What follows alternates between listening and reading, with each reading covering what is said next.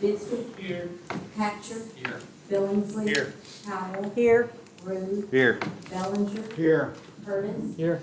Alvarez. Here. Engel. Here. Whitley. Here. Chisholm. Here. Walters. Heck. Here. 13 present. You've had time to review the minutes from our last meeting. If so, I'd entertain a motion to approve. Move to approve. Second. Got a motion by Howell, a second by Bellinger. Any discussion? All those in favor signify by saying aye. Aye. Any opposed? Reports and proclamation, we have none. Old business. We are here to hear the second reading of an ordinance.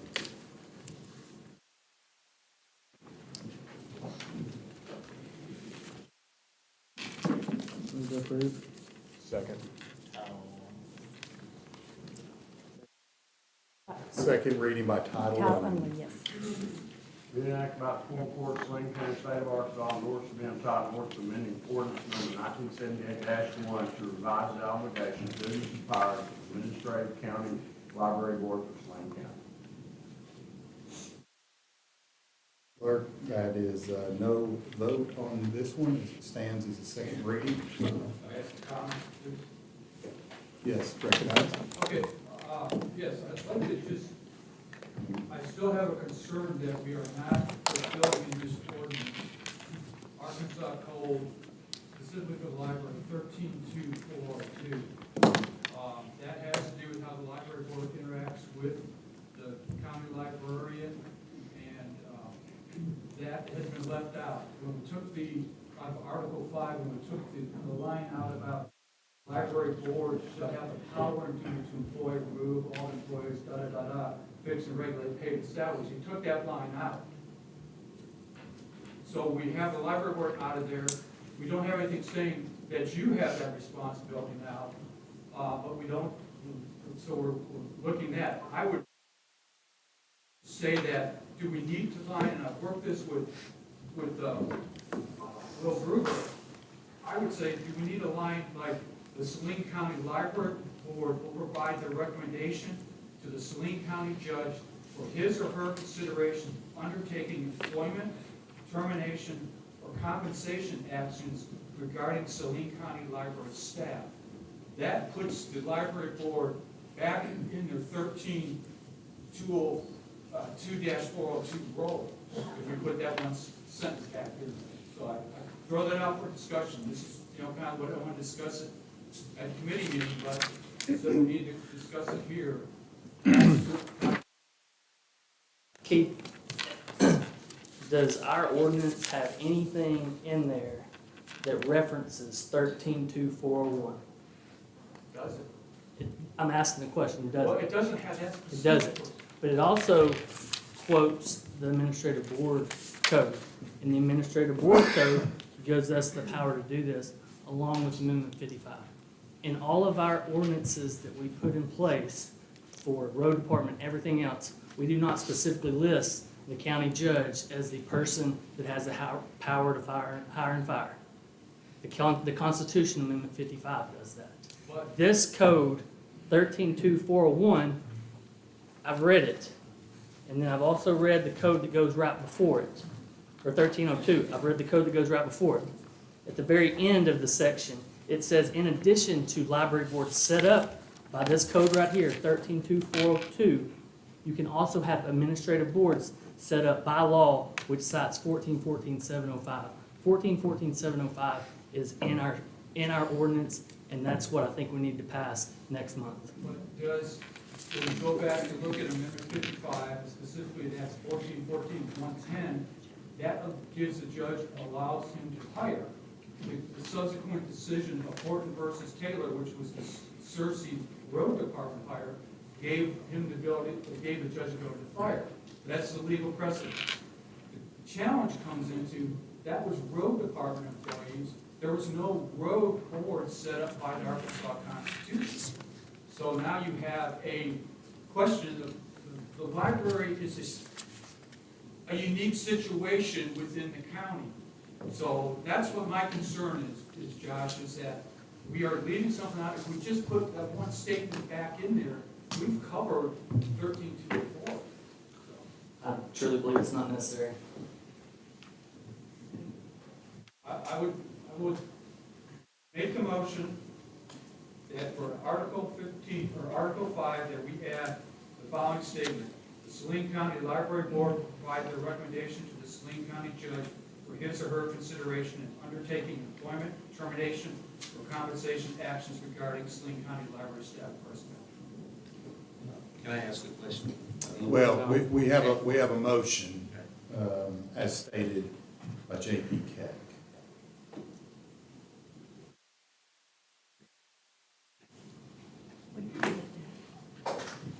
Second. Okay, we have a motion and it's been seconded by J.P. Bisbee. Discussion. Yes.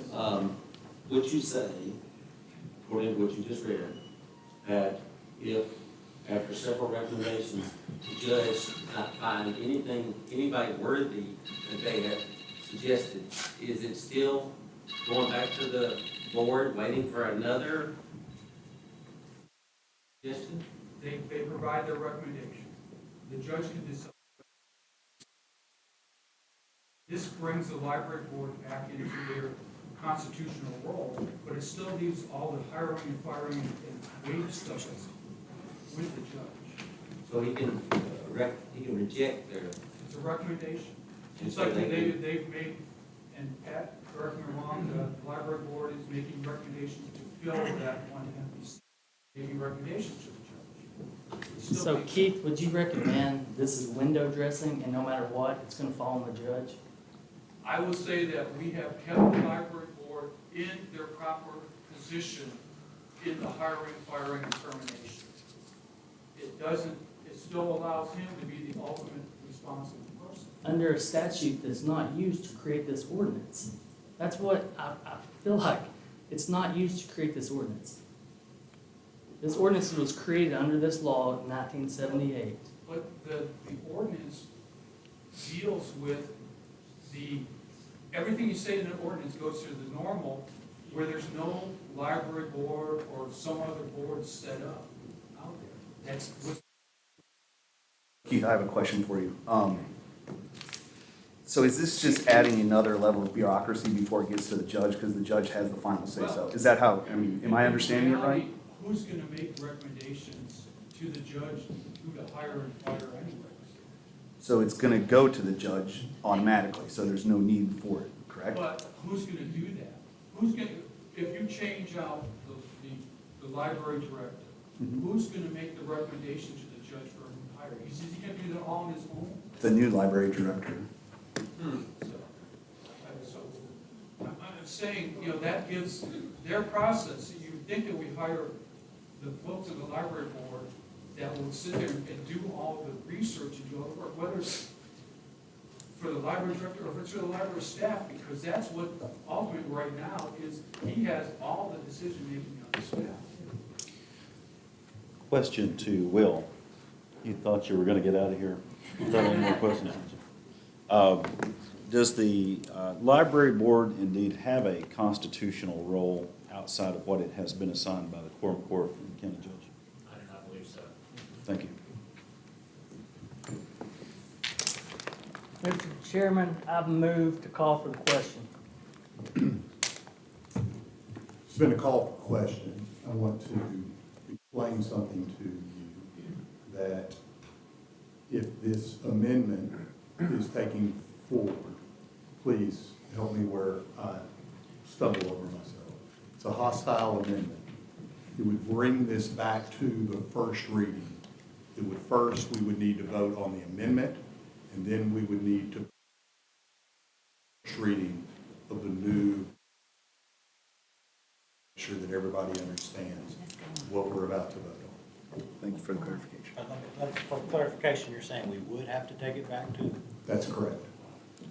First, to vote for the amendment, and if that passes, then the vote today is to vote to bring it back to the first reading. Prior to would be a first reading. Then the amendment would be voted on at that first. I know so we can't make changes to the ordinance as written That's without going correct. back over. that correct, sir? That's my understanding. Yes. Okay.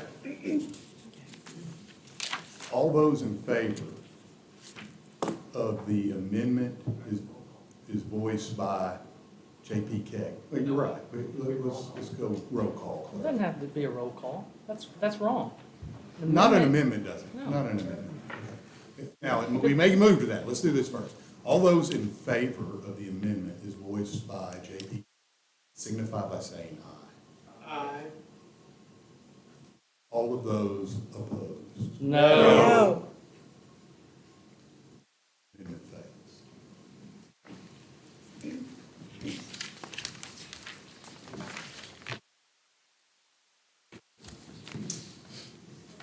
Exhibit B, first reading.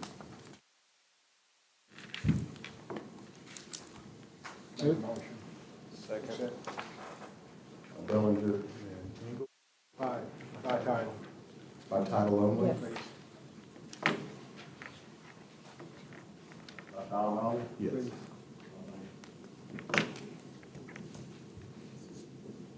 Be enacted by the Quorum Court of Saline County, State of Arkansas, orders to be entitled, an orders amending ordinance number 2004-34, litter control ordinance. A motion by Bellinger, a second by Mr. Engel, is read by title only for the first time. Exhibit C.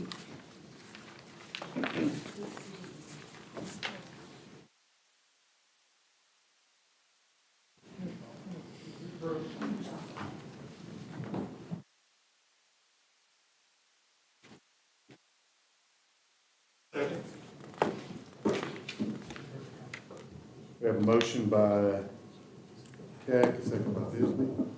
Resolution expressing the willingness of Saline County to utilize federal aid funds for the following county projects: Highway 5 and Southern Boulevard Roundabout. Any discussion? Judge, Go ahead, Bert. I have some questions about this ordinance. I drive It's a that resolution. resolution. There's a couple things about it that bother me. One is there's no dollar amount on this. It's 20% of what? Two, is it actually necessary? I'm not against roundabouts. I think they're quite handy in certain situations, but this particular intersection is controlled right now by a stop sign. It works very, very well. I'm in and out of that area a lot. I've never had to wait long to get out. I see no safety issues. I don't really think this is something that we need to be committing money to. One, that we don't know how much, and number two, to a project that's not necessary. J.P. Keck? Okay, first of all, we're not committing any money right now. This is allowing us to compete for money. And then if you go back to the resolution that was passed last year, which allowed for us to get the design funds, federal design funds for this. Once they have it designed, then you will have a figure, and then we can decide one way or the other which way we want to go. So all we're doing right now is saying that yes or no, we want to contribute to a roundabout that I don't feel is necessary? Well, and I'll address the roundabout. There is intersection improvements are needed. And the discussion that has went on in the long term, because the judge and I talked about this today, I gave him the history. This has been a 3-year saga of intersection improvements at Highway 5 and 7. This has been worked with RDOT, with Metro Plan, to try to find a way to fund that aspect out there. I'd use this as an example. You say there's not a problem here. But Wednesday, when I came up the intersection, there were 2 smashed cars in the middle of the intersection. There is a problem. We had near fatalities there. So I understand Rick, you come in there quite frequently. I come in there really frequently. Probably more than I do, but still, yeah. We're having a challenge with our population, and I'm the youngster in the population. But this is something that, it's not gonna happen overnight. It's something that we've been working on for many years with the previous judge and previous RDOT people, because we've been through so many things. Then the other thing that I question is why would we be committing county funds to a state highway and a private road? Because the way that one of the RDOT's discussion items is they're trying to get county participation with the federal thing to put all the pieces together. And I will use as an example, Faulkner County does this very STBG funds with local funds and with state funds. They're doing it on Highway 64 and 65 right now as we speak. They put together and trying to gather funds from wherever we can. We in Saline County have not done as an effective job as Faulkner County does in capturing these federal dollars, which are out there to be given. So, I mean, this is all how we want to look at our dollars. There's $15 million a year that Metro Plan will distribute. The county may or may not get it, depending if you don't have documents like this and projects out there ready to go.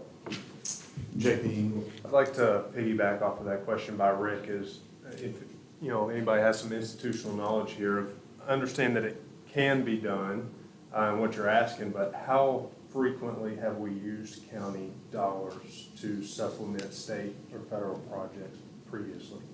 Highway 183 and Reynolds Road was the most recent one. And then that was by request from the city of Bryant, correct? City of Bryant, and also the city of Benton and the city of Bryant, all those roundabouts on Alcoa Road were all funded through federal dollars, the Metro Plan dollars they funded. So, Again, a request by the city of Benton and city of Bryant, correct? Keith, does it qualify for the Metro Plan traffic count? right now, Do they still do it like that? yeah, there's still, and that's part of what's going on. In other words, what you're saying is it probably short. When we've gone back to it, why RDOT has not put anything directly into it, they haven't reached their traffic count yet. That's when Judge Airy reached out and said, hey, how can we do this in another manner?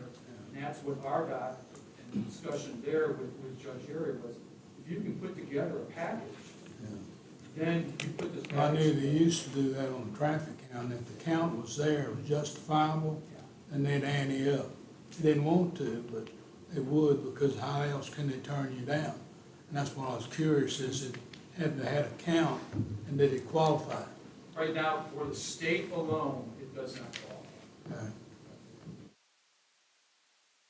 Judges, JP Whitley. yes, thank you. Is there any idea about how much this project will cost? And I think we can extrapolate that to the 80-20 whenever we look at that. And I think I recall, and you may correct me if I'm wrong, but the other roundabouts have cost around $85,000 a piece. Am I?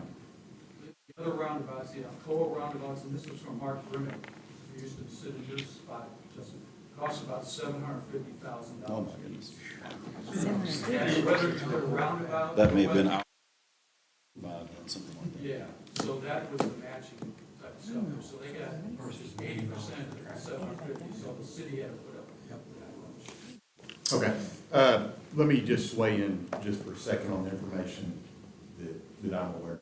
I asked Metro Plan for the last 10 years, the STBG grants that were realized in Saline County.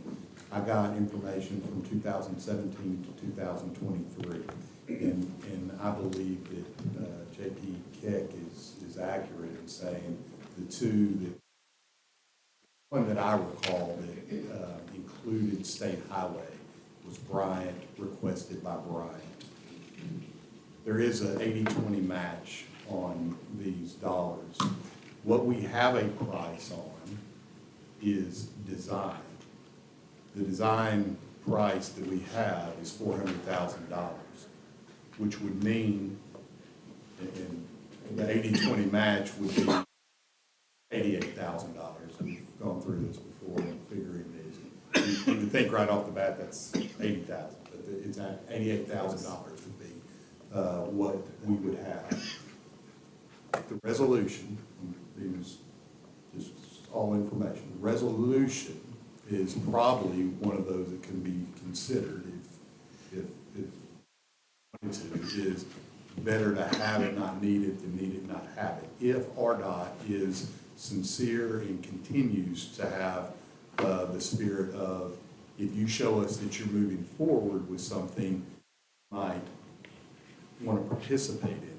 I would caution you with this, that it's my feeling just my feeling, that if the resolution was put out there, that we would need to go to RDOT and said that we will do this, we need more than we may participate.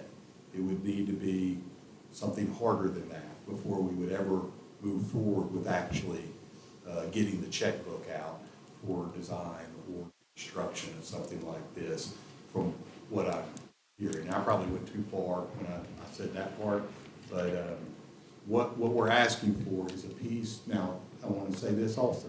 July 31st closes the application date and is when they request for the resolution to be there. So it's a hard stop on applications, so there's not going to be any more applications. JPK, let me know where I go off base here. There is a pathway to get to the awarding of STBG grants, and that is to get in the tip, which we're going to have a boatload of those next go-round, and that's going to be up to all of us, going to our areas and finding those areas where we need to have them in their consideration. I can think of a handful already, a big handful. Judge, that's where, when I asked you guys about 3-4 months ago, the work is, we didn't get any comments, and when the judge and I sat with RDOT and with the local mayors, we didn't have anything else ready to go or ready out there. And the other, I hate to say it, we get, the other counties know how to do, they've done a good job. And the focus we've had the last 3-4 years has been the Southwest Trail, and that's where we've been trying to focus all the money, and we haven't. There's other places out there. Would we be able to put a cap on the project, say we'll commit 20% up to a certain dollar amount? Yeah, this is not committing us to the project. This is committing us to what, being able to compete for the dollars. And that's the key, is once the price tag comes out, then you decide if you want to compete or not. I mean, there's enough other people competing for these dollars.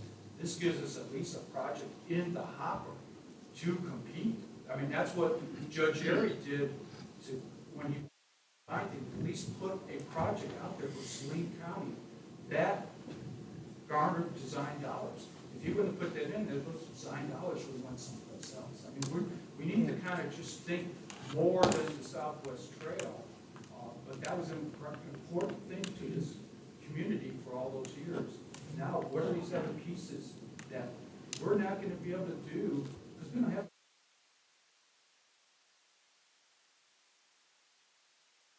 leverage these federal dollars.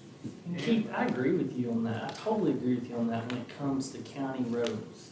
This is not a county road. We spend our dollars on county roads. Benton and Bryant has a larger tax base, sales tax, that they take care of their roads. And if they have some extra, they can put on state highways. They do that. But we have never, from all I know, done any, put county tax dollars That's where we're losing to a state highway. That's where we're losing to the Faulkner County and the Pulaski County up in Sherwood, because they're doing that. They're putting their dollars, their county dollars, out there against state highways to get, they put their piece in, they get their 80% match from federal dollars. I mean, I hate to say it's a game, Josh, but it's really a. I understand what you're saying, but you mentioned Highway 65. What county specifically put money in on Faulkner? Faulkner County, I've sat on Metro Plan now for 8 years. I've watched Faulkner County work some really, I know. they had it, I mean, Judge Baker, he had his guys in line, they worked some really. Preston. I want to say something. So, Keith, I think the thing that concerns me is you say we're losing those federal dollars. That would look like, I mean, I would look at this at like something being on sale. You're still gonna spend $90,000 to get this design plan, if that's what the number ends up being. And I know we're not appropriating that money right now, but I'd like to know where that $90,000 we would expect would need to come from, to where we're now losing that $90,000 that would go towards another county road project. So I don't know, Judge, if you would have any insight on where you would have to pull this from out of the county road budget, what we would be losing out on if you had to do that. It's, I don't want to commit any dollars, but it would have to be general or road. Thank you. I do know that in previous capacities that I've served in, that if we work together to support, then it moves us up the priority ladder. Now, I want to be clear when I understand this tonight, if this resolution passes, we are not committed to any funds. This is just to let other parties know that we are interested in hearing more information about what the design cost and construction cost would be. Is that correct? This resolution would be non-binding, and then appropriation for dollars such as this would have. Correct. Judge, what's your recommendation on this resolution?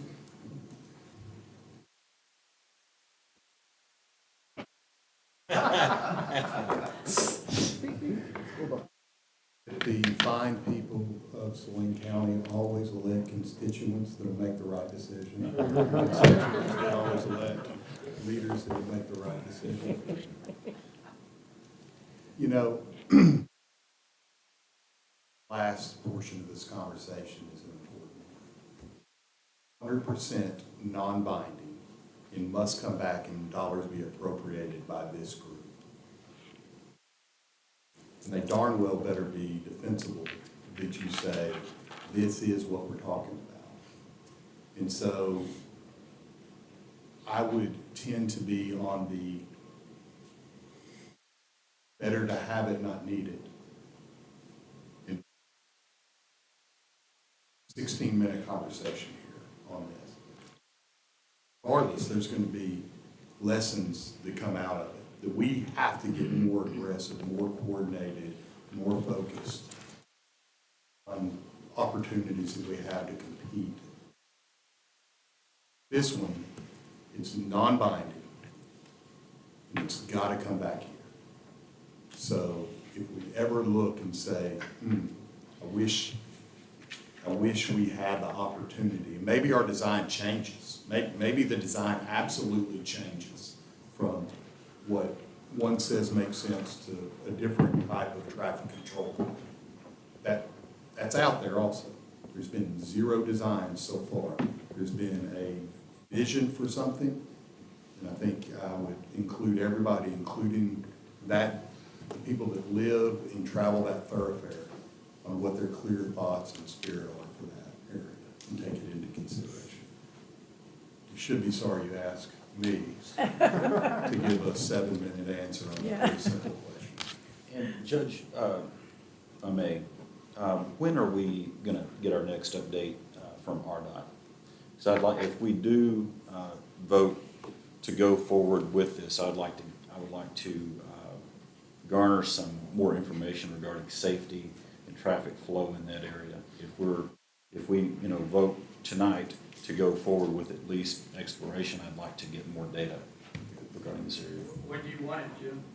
I mean, I'll get with RDOT. I've been doing that for years, bringing the RDOT guys here. Sure. I'll get the RDOT, get Tony Evans in to discuss this.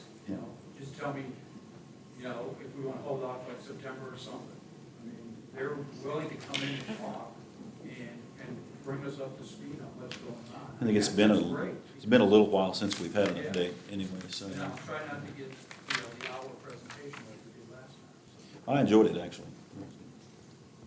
JP Willie, JP Keck and I will work on scheduling something where we can get updates here that will include, I hope, the scheduling of those that have been put in front of them, I believe, last March. If, Okay. it's my understanding then that if we go forward with this resolution, we're still gonna be, at the end of the day, we're still gonna be asked for 20% of this project for a state highway that we've never did before. Is that right? For anything that we, in this group, decides to invest in, our contribution would be 20% of total project cost. Anybody else have any comments? Okay. There has been a motion, and a second, discussion. Now I'm going to ask for a voice vote. All those in favor signify by saying aye. Aye. Any opposed? No. Roll.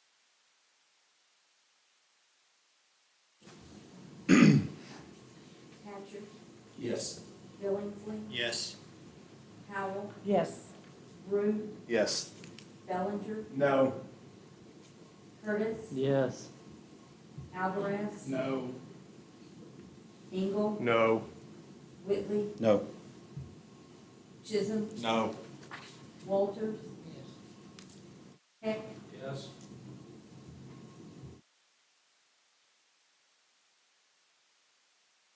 oh, I'm sorry, Mr. Bisbee. Yes. Have an 8-5 count, is that correct? That's correct. Resolution passes. Exhibit F.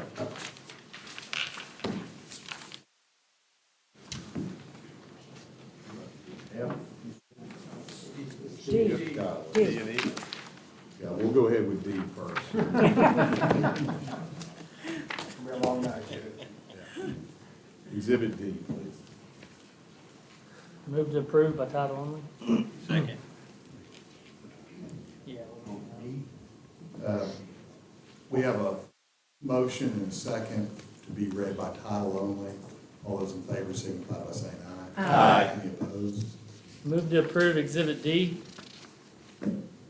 Second. D. D is in dog. D. D. D is in dog.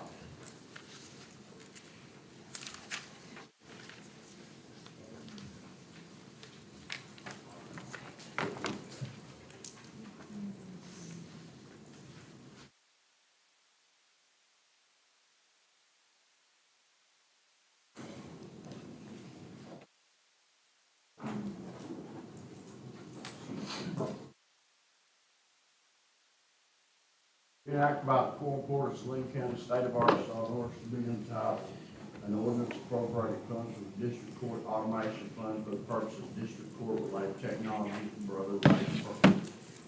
We have a motion by J.P. Curtis, a second by J.P. Engel. Any discussion? Roll call, please. Billingsley, Yes. Howell, Yes. Rude, Yes.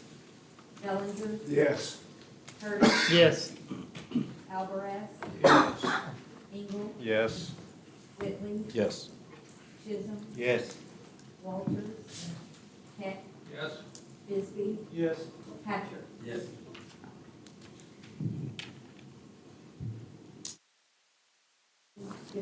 Ordinance 2315. Appropriation ordinance and passes on first reading. Exhibit E. Move to approve. Title A resolution appointing Steve Cox of Saline, Mary Cox, and Randy Burke in Saline County, Arkansas. We have a motion by Billingsley and a second by Howe. All those in favor signify by saying aye. Aye. Any opposed? Exhibit F is in Frank.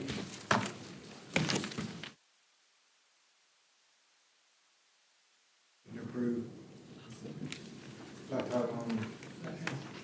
We have a motion and a second to read by title only. All those in favor signify by saying aye. Aye. Any opposed? Approved.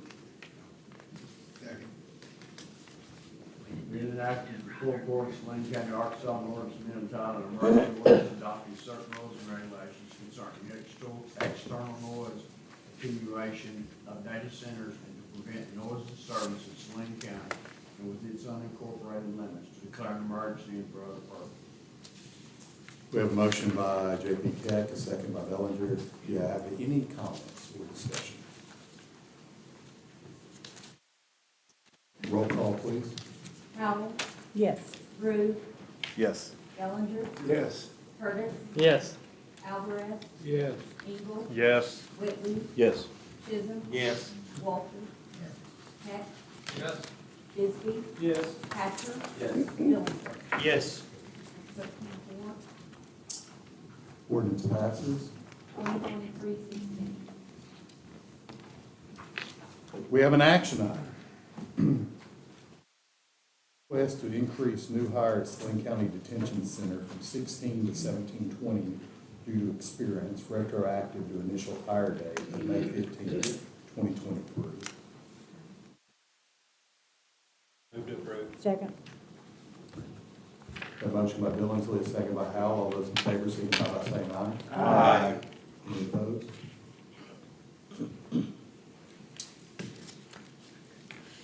All right.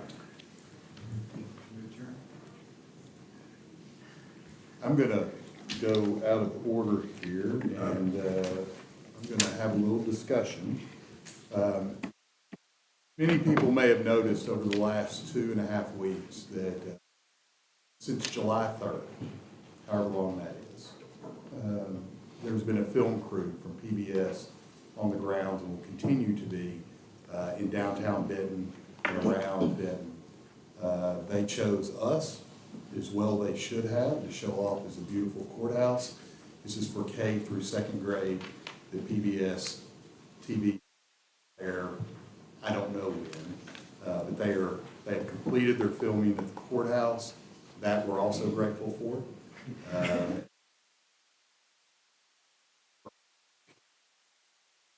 Plans for tomorrow at the Burger Shack. I would make plans somewhere else as they are closed this week. Also, tomorrow, pretty excited, I'm gonna have Trevor Alliance actually tell you more information, but there will be a meeting tomorrow at the Career Technical Education Campus with many leaders throughout the county and the state to talk about broadband initiatives specific to Saline County.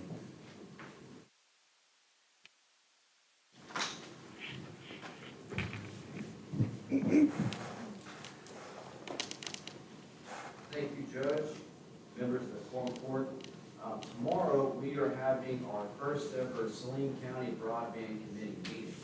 It is what we hope to be one of many as we work to close the digital divide here in our great county and work with other counties across the state. What I've got here is a very rough and estimate map of the broadband access here in Saline County. This is from the FCC and showcases approximately the areas that are served and underserved with 100 speed upload and 20 download. We will be meeting over the next several months to get this map up to date, to make sure it is corrected. Our efforts are in line with other groups across the state. There are a total of 75 broadband committees. Our goal is to be up to date, and we have the best numbers as far as our citizens go with count to broadband, so that when the federal dollars flow down the pipeline at the end of the year, we make sure that we have looked at every house that we can within our purview. So that is coming, just so y'all know. We've got approximately 42 people on our broadband committee, so it is quite large. We've got people from different backgrounds, elected officials, nonprofit, community leaders. Now, I would suspect we'll probably have some focus groups across the county to make sure that we get all the input that we need for our committee.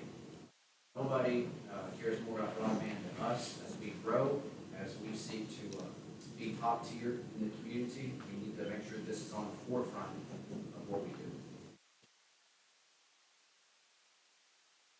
It's the meeting because I'll forget this. The meeting is tomorrow at the CTE Center at 10 a.m. This is a public meeting and can be attended by whomever. There's been notice put on our website and social media. So please invite whoever and feel free to attend. JPK. Hold that back up, Trevor, for the JPs. You see a lot of dark blue in there? That's what they're saying, that we have great coverage in a lot of these areas. When you peel back the onion sometimes, it may be several streets, and there's streets that have been left out. So as Trevor leads this group through here, it's going to be important that you talk it up within your districts too, to get people out there. What is the true broadband? There's gigs. There's people that are running less than 25 free now, and they may be in the same dark blue area. It's It's just the way that the companies have run their cable. Had I known in the East End, you have areas that are just cut off. Exactly. And they're showing in East End pretty good. And there's areas cut off because no Representative Major brought it up at the previous meeting. And that's what, Barbara, you have in your district. There's some areas they're saying are super, but they're not. So that's, I just ask it, when this comes up, that talk it up with your constituents, because you need to get the true data out there, because if we don't have that actual data out there, again, the money's not coming. The money's not gonna come to whether it's Comcast or AT&T. Fidelity.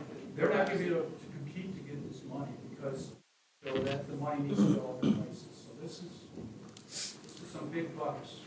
Judge and I were rubbing off. So the pillars of this move forward is accessibility, affordability, and education for users. And so it's a 42-member subcommittee. I was making fun of a committee that had 38 people in it, and shame on me. So it's, Trevor, thank you for your work. Please continue to look, if you're not, to check social media for events like this. Trevor's done an outstanding job putting this together, communicating, but we need help of citizens. And we're gonna have a way where they can mark location and speed at that location. And it is of the most importance that we're able to say this is the actual speed regardless of your heat map that you have. And if I may, the state has given us a toolkit, they've given every county a toolkit that really outlines the steps that must be taken to get us to that point to where we've got the most up-to-date data, which does include a communications plan to reach the entire county, reach all the sectors. Definitely gonna need some help from our media partners, but as far as social media goes, we're asking that anybody that participates in these efforts, use the hashtag #ConnectSaline. #ConnectSaline County. No matter where you are, no matter who you are, we want you to be connected to that broadband. Thank you, Trevor. You might want to check, I don't know if you're the person, I don't know that that microphone's working. It's going to be utilized. All right, last thing that I have for discussion is you last week. This is his last Quorum court meeting. The job opportunity to apply for the county attorney closed at 4:30 on Friday. We've had a number of people apply. Interviews tomorrow will conclude our interviews for those who have applied for that position. That being said, I want to say publicly that my interaction with Will Gruber far exceeded my expectations. I understood of having a good county attorney, but I didn't realize that I had an excellent until I started calling him every 15 minutes. I want to say publicly, thank you. Man, you go.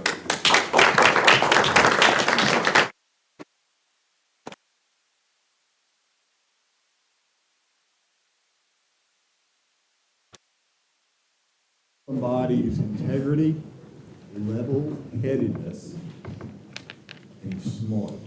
And he's smart to take the opportunity that was placed in front of him. And I look forward to continuing to lean on Will for institutional knowledge and whoever is placed in the county attorney position and seeing how he flourishes at the new position. Now, this is my last directive at a Quorum court meeting of my county attorney, but you got to say something. All right. There.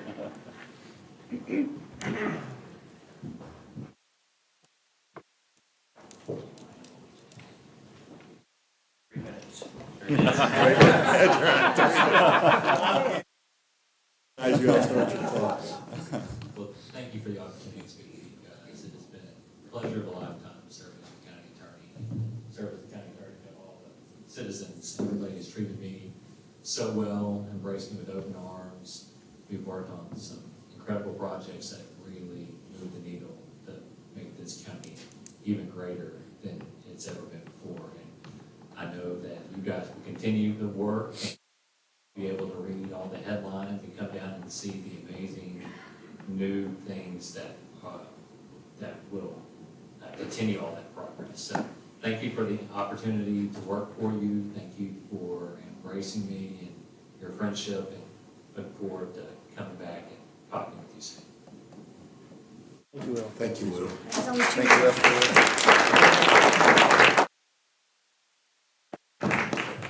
All right.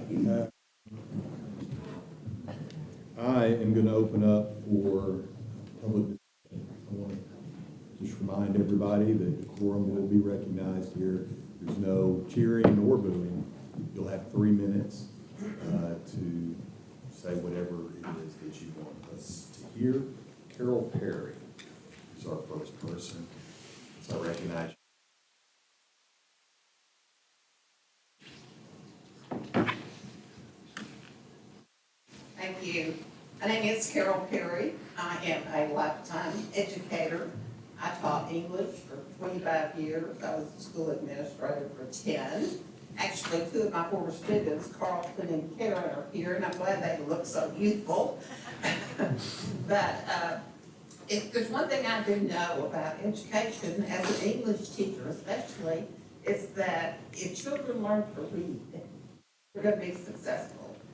If they learn to love to read, they're going to achieve whatever potential that they have. Over the course of the last several Saturdays, I've had, and I'm in and out of the library all the time. My husband and I both are big readers.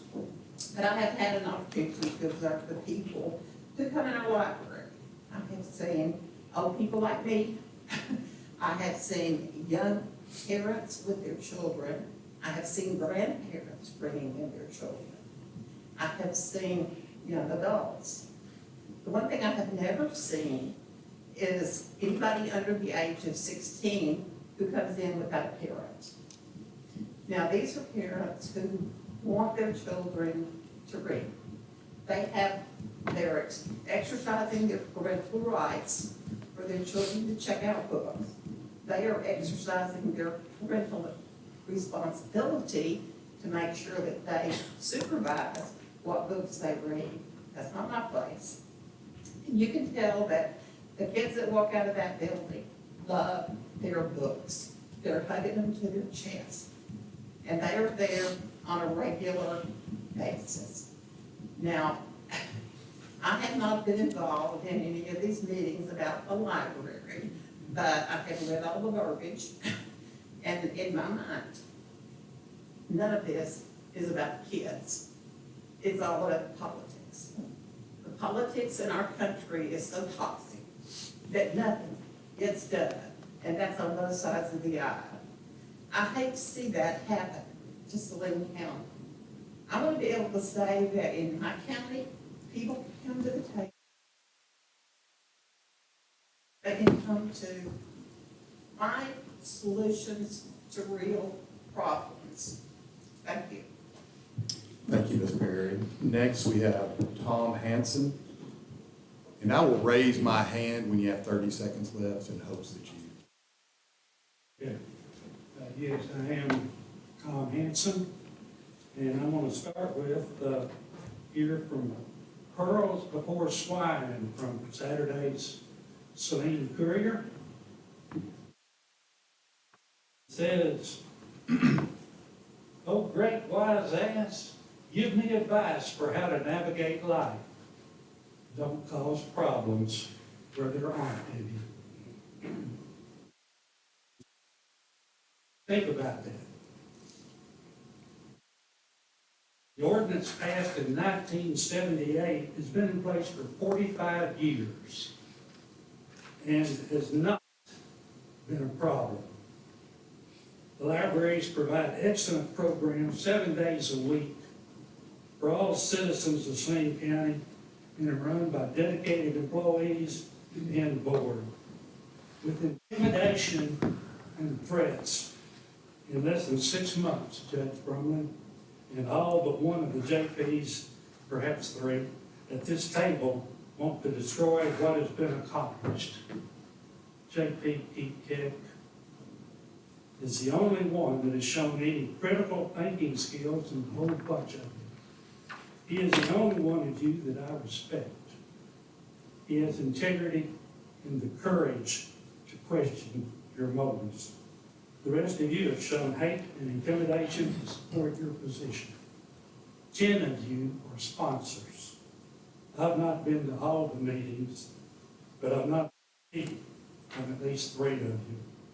You will go ahead with this demise of this institution and divide the county as is being done around the state and nation. There's been no discussion of alternatives to the amendment. You will pass this, but it will be on your conscience for the remainder of your lives. You take this issue that is not a problem and ignore things that need to be addressed. At the April meeting, when you passed the resolution regarding the library over valid objections from the public and you learned that you were out of compliance with the ADA. Somewhat addressed for the May QC meeting in a back-ended way. If the west entrance was used for all, then the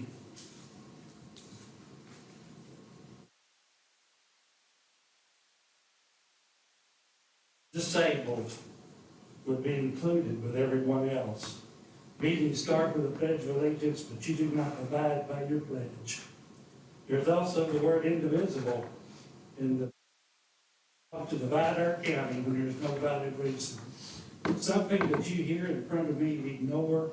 Thank you, Mr. Hanson. Your time has expired. Thank you. Next, we have Betty Van Bibber.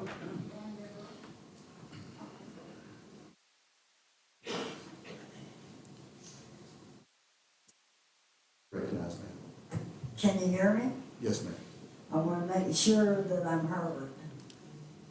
My name is Betty Van Bibber. My age is 89 years old. I just had a birthday. My message is, I love everybody in here. God loves everybody in here. Our Father in heaven loves everybody in here. Saints, sinners, disciples, and prayer warriors.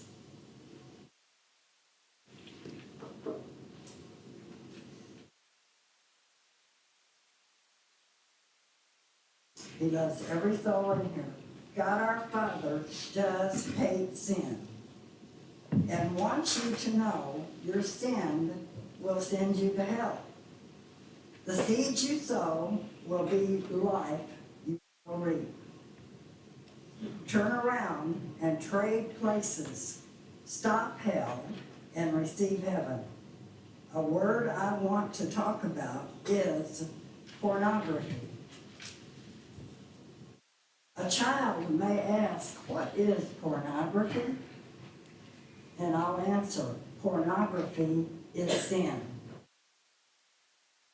The solution to eradicate that sin is in the Bible. It's in Colossians 3, chapter 3, verse 5.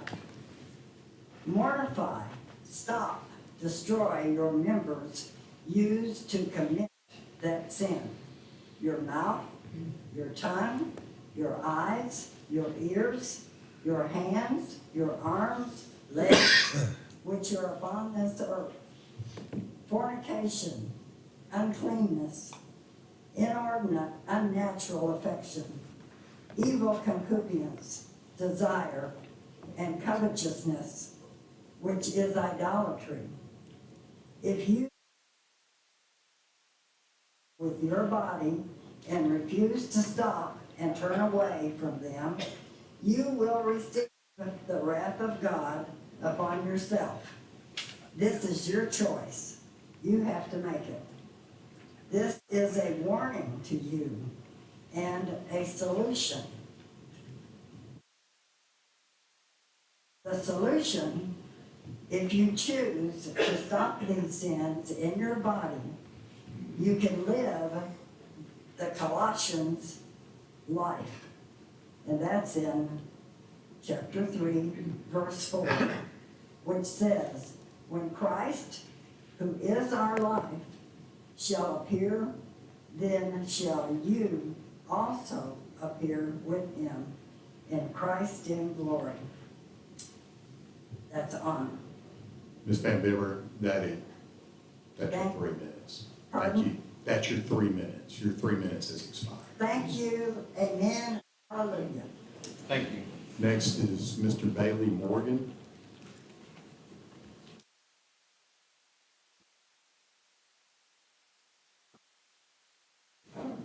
Mr. Morgan. Thank you. I'm probably going to be a little more brief and quieter than I usually am. Hope you all are doing well tonight. Just going to run through. I don't think I'm changing many minds here. I think generally we all know how we feel back there, back here. So instead, I'm just going to go through some things I guess for the people here in the crowd and people at home. In a press conference given at the end of June, Judge Bromley claimed to have investigated the library, inspected, I don't remember the exact word, and to have made a list of requests. When requested to provide me with this list via the Freedom of Information Act, he could not do so after he was asked 3 times. Claimed to have read All Boys Aren't Blue, submitted a reconsideration request to the library for it, but states in his reconsideration request that he did not read the book and instead used online reviews. Has claimed multiple times in public that this is about sexual content in children's books and has nothing to do with race and sexual orientation, yet written in plain text in his reconsideration request, states his concerns about profanity, drinking, racism, and he claims he interprets the novel as having themes of critical race theory and sexual orientation. I asked several questions regarding his position on that reconsideration request, if he still holds those, that perception of why the book is inappropriate. He did not respond to that question, nor to my request to please speak out against harassment of library employees. Speaking of harassment of library employees, in a text exchange between JP Jim Whitley and JP Everett Hatcher, Jim Whitley refers to Library Director Patty Hector as a mentally unstable individual who has persecutorial personality disorder and as someone who is, and I quote, quite possibly schizoaffective. Thank you all for your time tonight. Thank you, Mr. Bailey. Zach Agnew.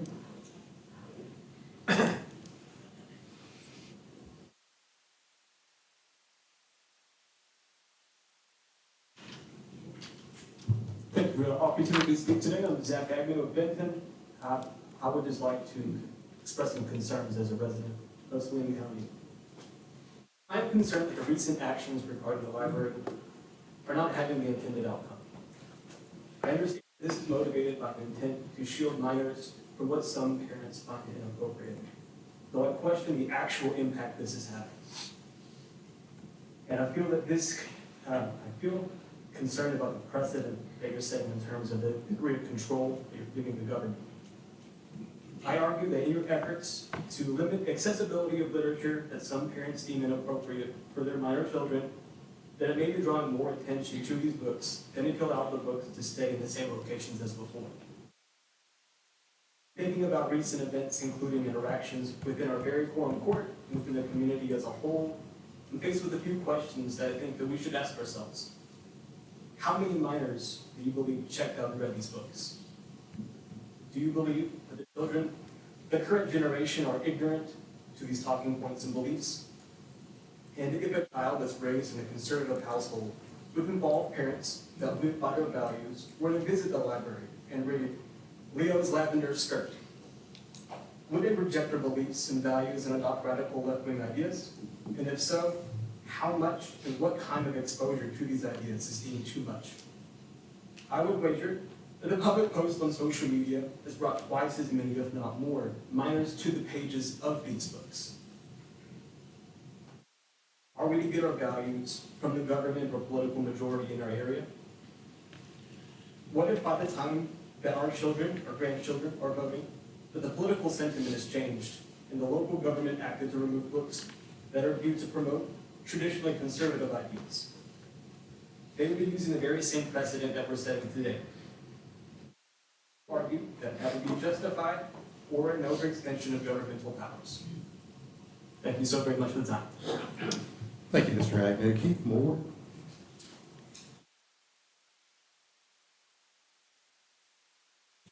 Thank you. How you doing? My name's Keith Moore. My wife and I are from Myrtle Beach, South Carolina. We're closing on a house here later this month. I wrote more than 3 minutes, so I'm going to try to talk fast and read fast. Very soon will be new voters here, tax-paying voters. Our son-in-law, daughter, and 1-year-old granddaughter will be moving here from California, and there'll be 4 tax-paying voters here. I served 25 years, retired senior chief operations specialist, deployed over 23 countries, and I'm concerned at the way our country is heading. JP Whitley will be our JP, nice to meet you. While researching where to move, my wife found a negative review on Benton that we were looking at that said it was too conservative. And I'm like, how's that negative? And we found a good church, we talked to some locals, and we said, this is where we need to relocate to. We love Benton so far. We've been here a little over a month. I like seeing the people involved, people standing for godly family values, biblical values. I was appalled at what I saw in the children's books at the libraries. And I'm not going to go through all this, but if they say the children aren't checking them out anyway, well, why not just get them out there? You know, if they're not checking them out, get them out. If the fake dossier on Trump had prostitutes peeing on him, which I don't believe it, and the first book I opened was saying that's something that children can do with each other, they were against it in the Trump report, fake dossier. Why are they in favor of it for children doing it to each other? You know, the same people that are supporting these books like to compare it to the Bible and say, well, the Bible has murder and sex and all this, we need to remove it. Well, the Bible is not an instruction manual, illustrated instruction manual for children to see how to do this. The Bible is given a warning against all of this and consequences for it. It refers to it as sin. And I think I'm getting close to my time, so I'm going to skip down. Jesus said in Luke 17:2, it were better for him that a millstone were hung about his neck and he's cast into the sea than he should offend one of these little ones. The Greek word there is scandalizo, scandal, scandalize. And it means, part of the meaning is to entrap, to trip up, to entice to sin. That's what they're trying to do to these children, entice them into their perverted lifestyles. And the Bible says in Romans 1:28 that they've been given up over to a reprobate mind. These reprobates in the books need to be put out of the library. Thank you. Mr. Moore, thank you. Miss Cindy Bowden.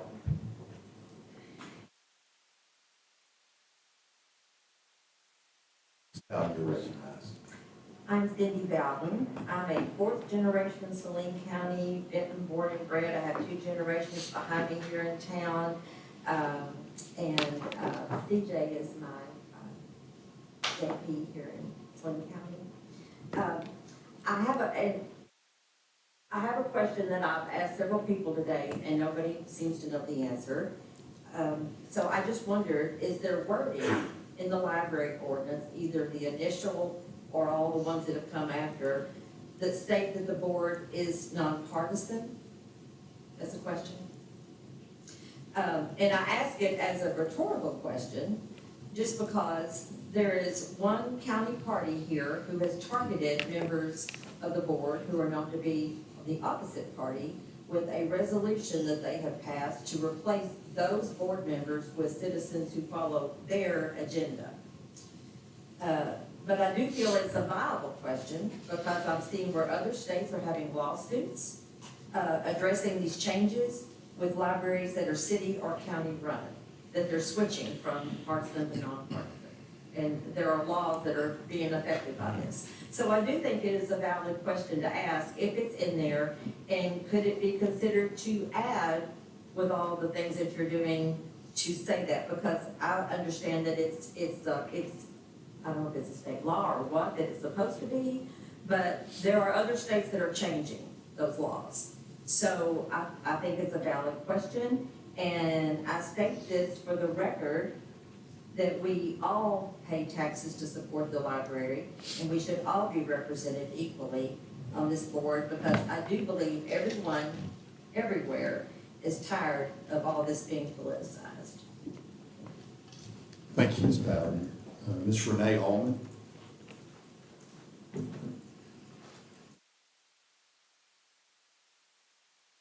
Allman, you recognize. Thank you.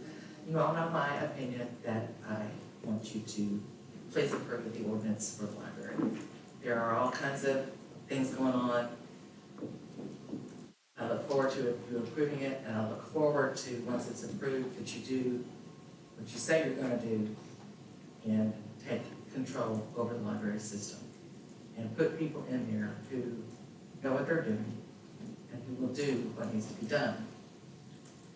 Now, I have something I want to say to all the elected officials in here today. You may not know this, but you have a new Republican Party.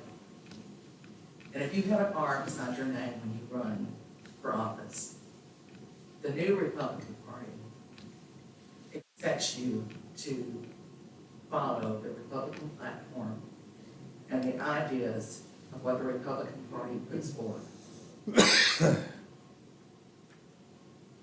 We, as the new Republican Party, are workers.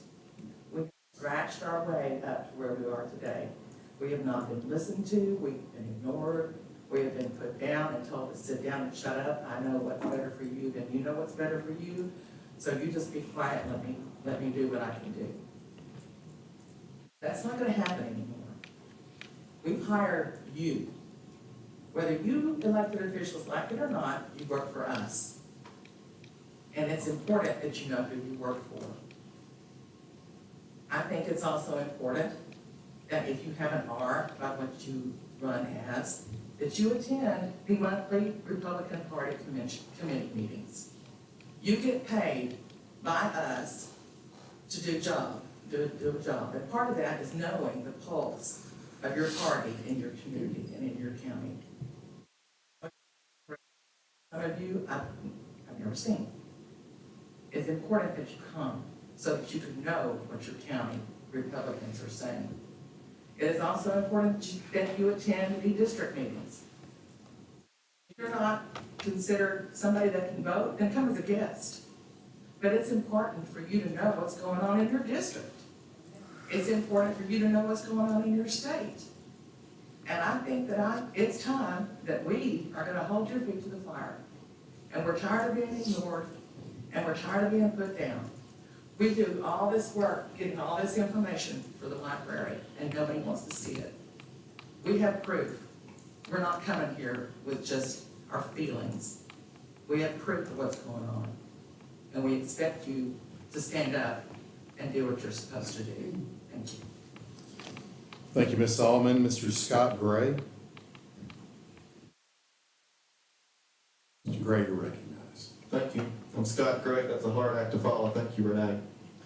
We appreciate that several of you attended the July Saline County Republican Committee meeting. Those of you in attendance are aware that we unanimously passed a resolution in support of your efforts regarding the Saline County Library. The Saline County Republican Party is serious about cleaning up our library and holding the librarians accountable for the smut, filth, and blatant financial mismanagement. Your attention to this matter is most appreciated. We commend Judge Brumley on his excellent presentation at today's library board meeting. If anyone would like to see our resolution, it is publicly available on our website, salinerepublicans.com. Thank you again for your time and good work. Okay. Robin Robinson.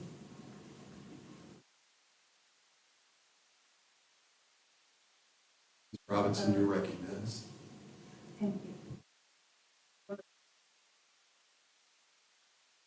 Widow, a mother, a grandmother, a business owner, dropout, a college graduate, most importantly, I'm a Christian. And you don't have have to read a whole book. You want one of these books to see how it'll affect a young mind. So I'm here to speak about the library.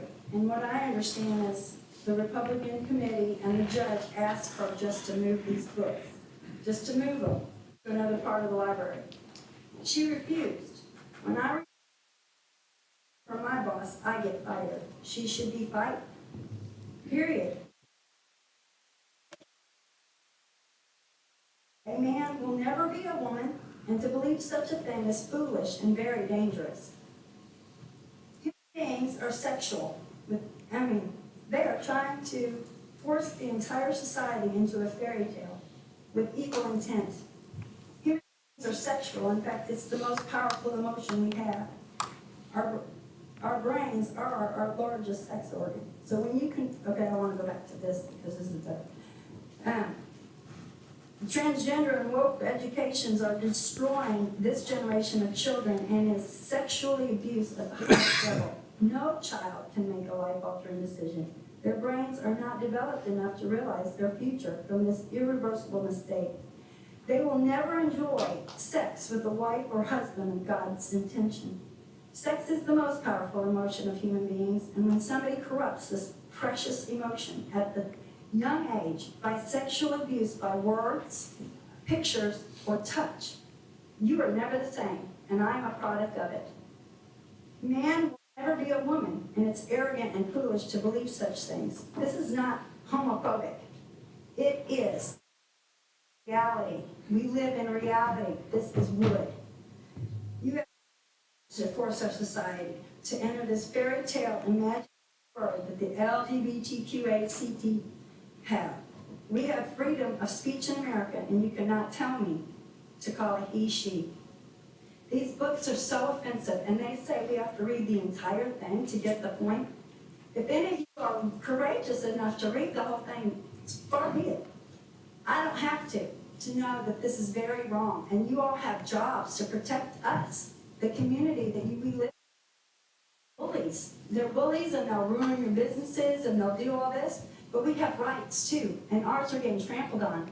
And I have 9 grandbabies. I'm protecting my babies, and y'all should too. This is very wrong, and we shouldn't have to be political about it to know that it's wrong.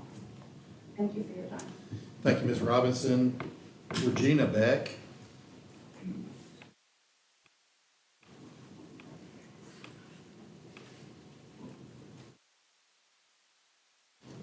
Ms. Beck, you're recognized. Thank you. I'm Regina Beck, and Mr. Ed Alvarez is my JP. First of all, I would like to thank the court for the due diligence regarding the library issue. I agree with the court that the books that are inappropriate for children should be moved to a different location in the library. However, with all of the attention regarding the library, there is another issue that needs to be revisited.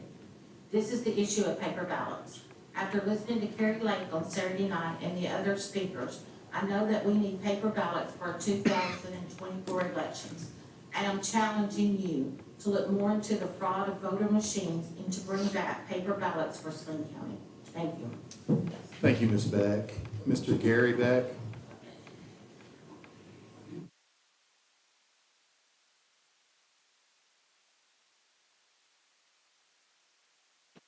Beck, you'll conclude our speakers for tonight. My name is Gary Don Beck. I'm a resident of Saline County, District 8. Ed Alvarez is my JP. Here to support the resolution that y'all have got before you for the second reading. I would like for each one of you to consider that and vote positive yes for that vote. We thank you for all your work that you've been doing. We pray for improvements in our community, in our county. We look for improvements in our road departments. We look for improvements in all areas of life in our county for safety and health. Thank you very much for your time. Thank you, Mr. Beck. Comment, I forgot to ask, does anybody have any discussion on it? I have one thing I'd like to say here, Judge. Yes. Will, I'd like to personally thank you. I'm the new JP this year. Your expertise and your help guiding me, getting me going has been great. good luck on your new job. Thank you for all you've done for this county. We look forward to seeing great things from you in the future. One free catfish dinner for you. Me too. I want to say me too, because I've called you many times on your cell phone and the work phone and asked many opinions, and you quickly gave them to me. Judge, I'd like to speak on this ordinance, if it's okay. Mr. Keck, let me. Yeah, I would, and this is, be quick, I challenge JP's, I've read through the books, cover to cover. I have submitted a reconsideration on one of the books, that stuff there. But I challenge other JPs to go look at the books and the whole thing, because yes, there's challenging issues out there, but process, the judges work the process, is trying to work the process. My intent is to work the reconsideration process too. But if you don't go out there and look at the books, more than just a cover of flipping through, some of them may or may not meet the criteria of reconsideration. You read the criteria. So, and I got off your list, Clint, so the list you sent me, I read through those books. I'd just like to say, I am a God-fearing Republican. I am a conservative. I'm not ashamed of that. But I don't hate anybody that spoke in here. I've been told that we've been called haters, we've been called corrupt, we've been Cowards. Compared to the Nazi Party, all because we want to move a book. And there is something wrong with these books. There's been several stand up and say there's nothing wrong with these books. It's funny to me that nobody can print any of this in one of the newspapers. They won't put it on TV. Why? And I hate to sound redundant, Judge, but I've said this time and time again. They've got R-rated movies, PG-13 movies. You can't get a tattoo till you're 18-year-old. Why is that? To protect the children. Protect the children. That's why.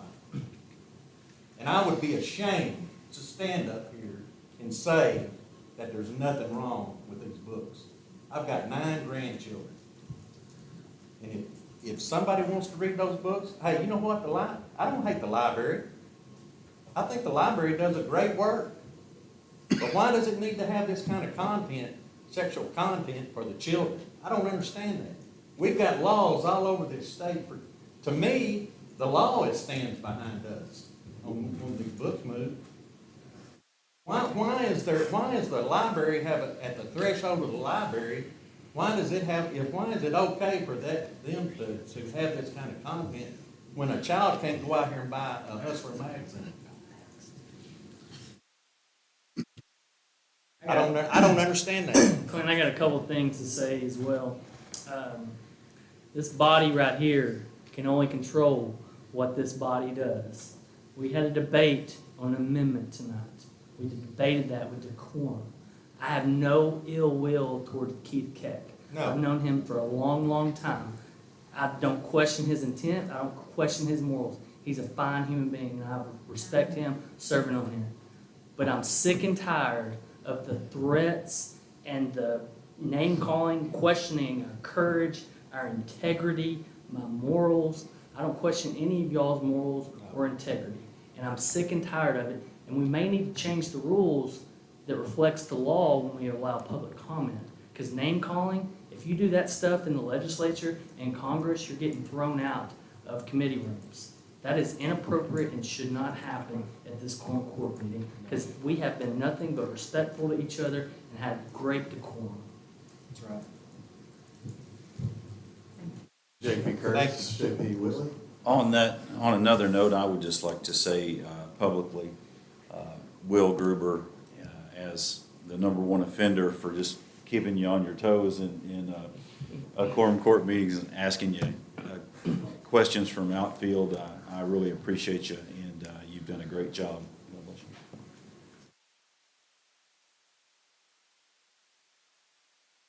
Anybody else? I got a motion to adjourn. Got a motion to adjourn. We are seconds. All in favor, please stand.